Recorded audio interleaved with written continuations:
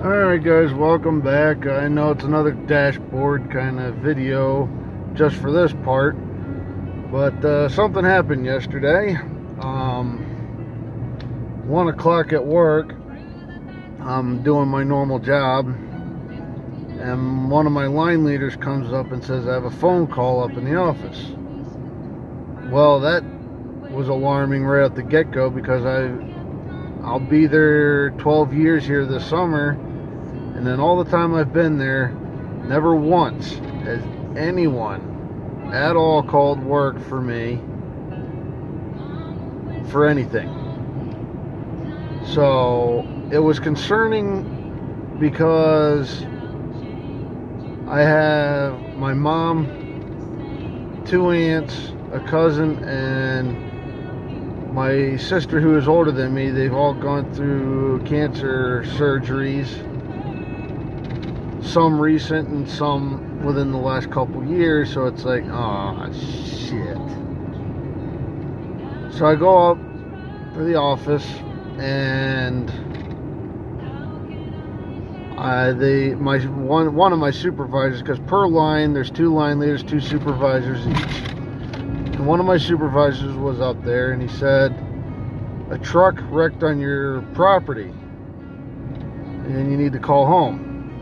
I'm like, oh, well, you know, then I started easing up a bit, because I'm thinking, okay, maybe they just went off the road over by the pond, and no big deal, because it's not like there's anything there that would get damaged that I'd be of any concern about. Well, was I wrong?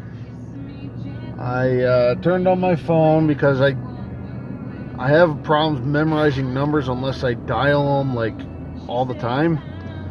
So I went ahead and I turned the phone on, and I was getting ready to open up to go and give the better half a call there, and she had sent me a message with a short clip that shows a water hauling tanker rolled over on its side and crushed the camper and my 14-foot tandem axle utility trailer, which some of you might know from my scrapping videos that I did, which I was going to do a video on that, but yeah, not now.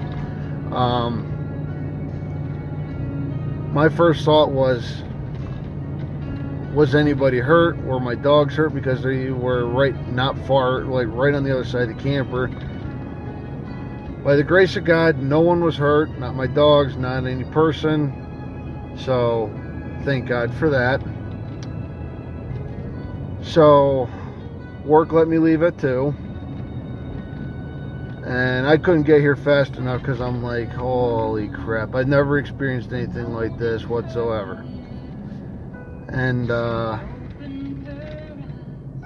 the fire department that I'm in was paged out. Obviously, they were here at the scene.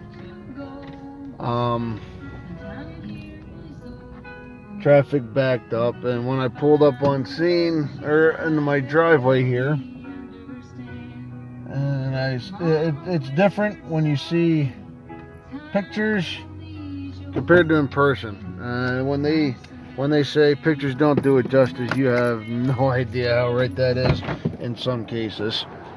So I'm gonna show you guys what we are dealing with here, and I'm sure while I'm doing this, the boys are gonna say hi, my pups.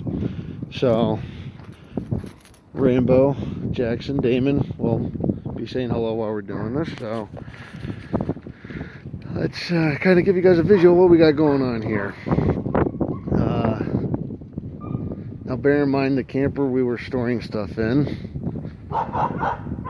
So, but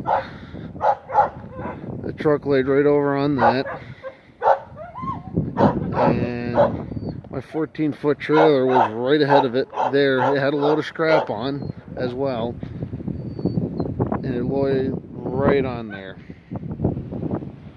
We, shockingly enough, a lot of stuff actually did not get damaged in there, and I am shocked beyond words, because the back end of the truck, you can see where that was.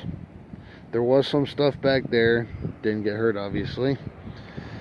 But that's what's left of the camper. And that was a 24-foot camper right there. This water truck had residual waste on it because it was marked on the side of the tank. And basically, if any of you are familiar with the natural gas industry, that's water, from what I'm told, that not what they put down in, but what comes back up, out. Now, I'll come down here and I'll show you my trailer. We had to pull it out. The truck was laying right on top of my trailer, and what they did was I guess they did dig the ditch right there. Okay. Anywho, they winched the truck up. The towing company winched the truck up so I could pull it out with the 656 that I had brought over on Wednesday, because I brought the Oliver over to plow a garden over here, and that got stuck, and I brought the 656 over here to pull that out. But you can see that rim is completely bent out like that. It blew the weld out on that fender. And then come over here, and see the toolbox was damaged. I actually just put that on. I haven't even hauled anything while that toolbox has been on there. I have to pardon the mess here, but this is just stuff we started cleaning up and throwing over in the burn pile, which I wanted to fill that up. But here's the side that came in that the truck was laying on. If you can see, them tires are bowed right out. Fender's pushed in. It didn't puncture the tire, surprisingly, but it did a lot of damage. The end gate's destroyed. They brought the mini excavator in. They're going to do a cleanup on all this stuff, but it's scary because, well, for one, her and the kids were in the house and they felt a shake. They could have been outside when this happened, and someone could have gotten hit, killed, something. It's scary to think, but stuff like that does happen, and it's just crazy. So we're going to be going through that process with that. EPA was out here, I found out just a short bit ago, actually. So they were taking soil samples for contamination, and she contacted a lawyer, and I guess we're going to see how it goes from here. I am by no means a sue-happy person. I really am not. I'd rather not have to rely on that, but it's almost seeming like it's something that's going to have to be done. So I will keep you guys posted on this as things come about. But just be careful out there, guys, because I never expected this to happen. But another thing I want to add in on this too is that I don't blame the trucking company 100% for this, because PennDOT was working on fixing spots on the road, and they didn't have anybody controlling traffic, which they're supposed to do when you have it down to a one-lane road. So I'll keep you guys posted.